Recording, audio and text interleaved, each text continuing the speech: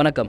இந்த ஆயுர்வேதா ஹாஸ்பிட்டலுக்கு வந்த பேஷண்ட்ஸ் தாங்கள் அனுபவத்தை பகிர்ந்து கொண்டார். ஆயுர்வேதத்தை நாடி அவர்கள் சொல்வது என்னவென்றால், என் பேர் நடராஜன். நான் எங்கள் அப்பாவோட ட்ரீட்மெண்ட்டுக்காக வந்திருக்கேன். அவரோட பேர் கந்தசாமி. அவருக்கு இந்த கேன்சர் இருக்குதுன்னு சொல்லிட்டு ஐடென்டிஃபை பண்ணோம். அதுக்கு அவரோட ஏஜ் ஃபேக்டர் 87 இருக்கிறதுனால not able to get the treatment in allopathy. அதனால் சரி இங்கே ஒரு ரெஃபரன்ஸ் கிடச்சிது. அந்த ரெஃபரன்ஸ் வச்சு இங்கே வந்தோம். இங்கே ட்ரீட்மெண்ட் எடுத்துகிட்டு இருக்கோம். இப்போ ஒரு ஃபுல் டோஸ் முடிஞ்சிடுச்சு. இப்போ செகண்ட் டோஸ் கொடுத்துருக்காங்க. முதல்ல ஏஜ் ஃபேக்டருக்காக 2 சாப்பிட்டா போதுனாங்க. இப்போ 4 மாத்திரை ஆக்கியிருக்காங்க.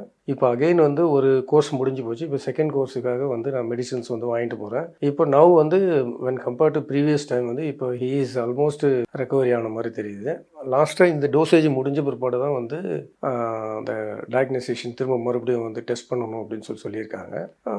அதனால் இந்த டேப்லெட் வாங்கிட்டு போகலான்னு சொல்லிட்டு இன்றைக்கி வந்திருக்கேன். வித்தின் 1 வீக்லேயே அவருக்கு ஃபுட் பைப்பில் பிளாக், அதாவது தட் மீன்ஸ் சாலிட் ஃபுட் சாப்பிட்டா அடைக்குது அப்படின்ற மாதிரி ஃபீல் பண்ணியிருந்தாரு. இது சாப்பிட்டு ஒரு 1 வீக்லலாம் கொஞ்சம் ஃப்ரீ ஆகிடுது. இப்போ நான் கொஞ்சம் இதுவாக இருக்குது, எப்போ ஒரு நேரம் தான் அந்த மாதிரி இருக்குது அப்படின்றாப்புல. மேபி இட் வில் டேக் இந்த கோர்ஸ் முடிஞ்ச உடனே ஃபுல்லி இது ரெக்கவரி ஆகும்னு சொல்லிட்டு ஃபுல்லாக நம்புகிறோம். நார்மலாக தான், காம்ப்ளிகேஷன் எதுவும் இல்லை. டயட்ஸ் எல்லாம் இது பண்ணிகிட்டு இருக்காரு. ஒன்றும் பிரச்சனை இல்லை. எதுவும் இது வரைக்கும் எதுவும் சொல்லலை. இப்போ லாஸ்ட்டாக கூட ஒரு 15 டேஸுக்கு முன்னாடி கூட போனார். டாக்டர் பார்த்துட்டு போயிருக்காரு. நான் முன்ன மாதிரி இல்லை இப்போ எனக்கு அப்படின்னு சொல்லியிருக்காரு.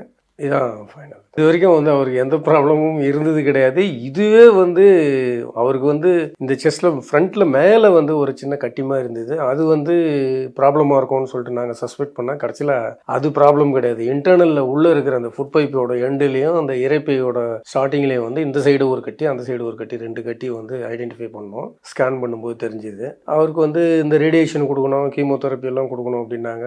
பிகாஸ் ஆஃப் ஏஜ் ஃபேக்டர் அவர் தாங்குவாரான்றது ஒரு டவுட்டு. டாக்டரே கொஞ்சம் டவுட்டில் தான் சொன்னாங்க. சரி, அதை விட பெட்டர் இது இந்த டேப்லெட் எல்லாம் பார்த்தீங்கன்னா ஆயுர்வேதிக்ன்றதுனால சைடு எஃபெக்ட்ஸ் எதுவும் கிடையாது. அதே நேரத்தில் இம்யூனிட்டி பவர் இன்க்ரீஸ் ஆகுது. வெரைட்டிஸ், அதாவது 4 வெரைட்டிஸ் டேப்லெட்ஸ் கொடுத்துருக்காங்க. ஒன்று ஒரு ஆக்ஷன் பண்ணுறதுக்காக கொடுத்துருக்காங்க. அதை பேஸ் பண்ணி தான் சரின்னு சொல்லிட்டு இப்போ சாப்பிட்டுட்டு இருக்கோம். ஒன்றும் பிரச்சனை இல்லை.